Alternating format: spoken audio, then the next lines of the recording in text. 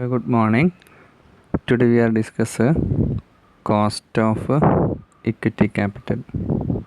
Cost of equity capital may be defined as the minimum rate of return that a firm must earn on its investment and also the market price of the equity shares on unchanged.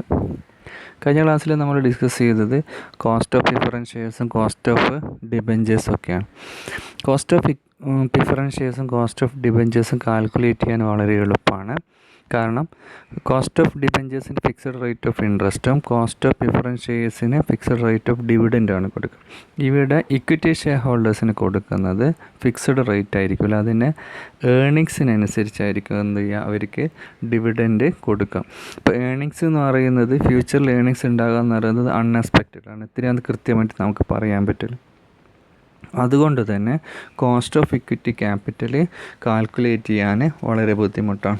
It is very difficult to calculate the cost of equity capital when compared to ഡെപ്റ്റ് or debenture and preference share capital.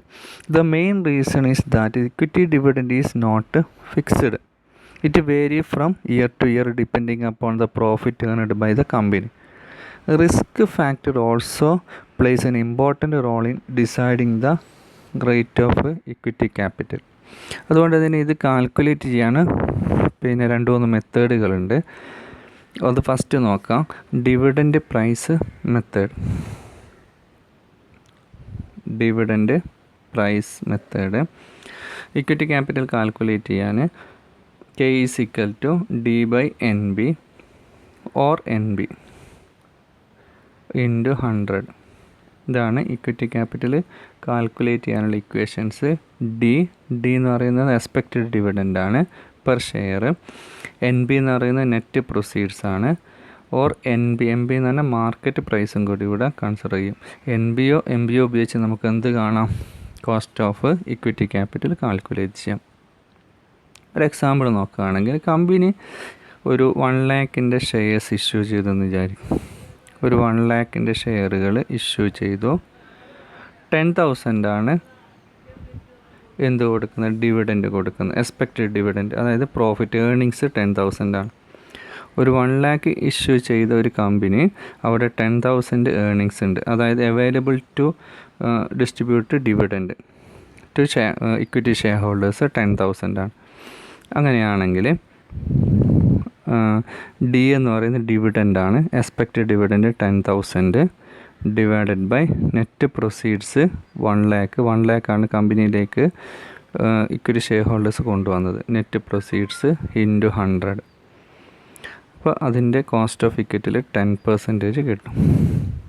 വളരെ സിമ്പിളാണ് dividend price മെത്തേഡിൽ cost of equity calculate ചെയ്യാം. ഇനി next method dividend price growth method. Dividend price growth method. In this method cost of equity capital is calculated on the basis of dividend yield and the growth rate in dividend. ഓരോ വർഷം കഴിയുന്തോറും profit increase ചെയ്യുന്നുള്ള അസംഷനിലാണ് നമ്മൾ ഈ cost of capital കാണുന്നത്. ഇപ്പോൾ നേരത്തെ കണ്ടതുപോലെ തന്നെ D divided by NP plus growth rate. അവിടെ എന്തും കൂടി ഉണ്ടാകും, ഗ്രോത്ത് റേറ്റും കൂടിയും ആഡ് ചെയ്യും.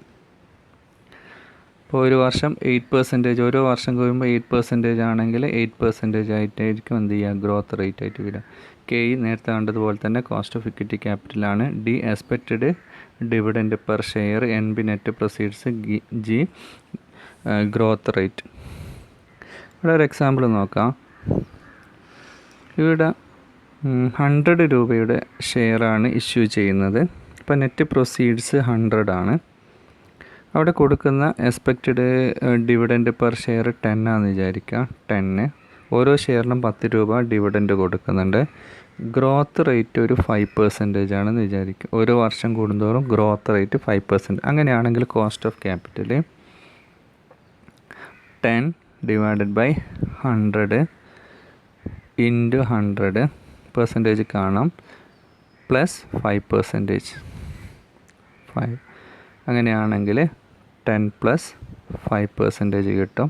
15% ആയിരിക്കും ഇവിടെ cost of dividend price plus growth റേറ്റിൽ 15% ആയിരിക്കും ഇവിടെയുള്ള കോസ്റ്റ് ഓഫ് ഇക്വിറ്റി. മനസ്സിലായെന്ന് വിചാരിക്കുന്നു. അടുത്ത മെത്തേഡ് നോക്കാം. അടുത്ത മെത്തേഡ് ഏർണിംഗ് പ്രൈസ് അപ്രോച്ചാണ്. ഇവിടെ ഇക്വിറ്റിൻ്റെ കോസ്റ്റ് കാണുന്നത് cost of equity is equal to EPS divided by NB. EPS എന്ന് പറഞ്ഞാൽ ഏർണിംഗ് പെർ ഷെയർ ആണ്. NB നെറ്റ് പ്രൊസീഡ്സ് തന്നെയാണ്. ഏർണിംഗ് പെർ ഷെയർ കാൽക്കുലേറ്റ് ചെയ്യുക. Earning per share EPS calculate ചെയ്യുന്നത് നെറ്റ് ഏർണിങ്സ് അല്ലെങ്കിൽ നെറ്റ് പ്രോഫിറ്റ് അല്ലെങ്കിൽ net earnings divided by number of equity share holders ആണ്. Number of equity share holders. അപ്പോൾ EPS കിട്ടിക്കഴിഞ്ഞാൽ EPS divided by net proceeds ആണ്. അപ്പം EPS calculate ചെയ്യാൻ net earnings കമ്പനിയിലൊരു 90 lakh എന്തുണ്ട് നെറ്റ് ഏർണിങ്സ് ഉണ്ടെന്ന് വിചാരിക്കാം. ഒരു 10 lakh ഇക്വിറ്റി ഷെയർ ഹോൾഡേഴ്സ് ഉണ്ടെന്ന് വിചാരിക്കാം. Number of equity share holders 10 lakh. അങ്ങനെയാണെങ്കിൽ ഏർണിംഗ് പെർ ഷെയർ 9 ആയിരിക്കും. അപ്പം 9 ഡിവൈഡഡ് ബൈ നെറ്റ് പ്രൊസീഡ്സ്. ഇപ്പോൾ 9 ഒരു നെറ്റ് പ്രൊസീഡ്സ് ഒരു 100 ആണെന്ന് വിചാരിക്കുക. അതായത് 100 രൂപയുടെ ഇക്വിറ്റി ഷെയർസാണ് ഇഷ്യൂ ചെയ്യുന്നത്. അതിൻ്റെ ഏർണിംഗ് പെർ ഷെയർ 9 ആണെങ്കിൽ എത്ര ഉണ്ടാവും? 9 ആയിരിക്കും ഇവിടെ എന്ത് വരിക? Equity cost of equity capital. Okay, മനസ്സിലായെന്ന് വിചാരിക്കുന്നു. Okay, thank you.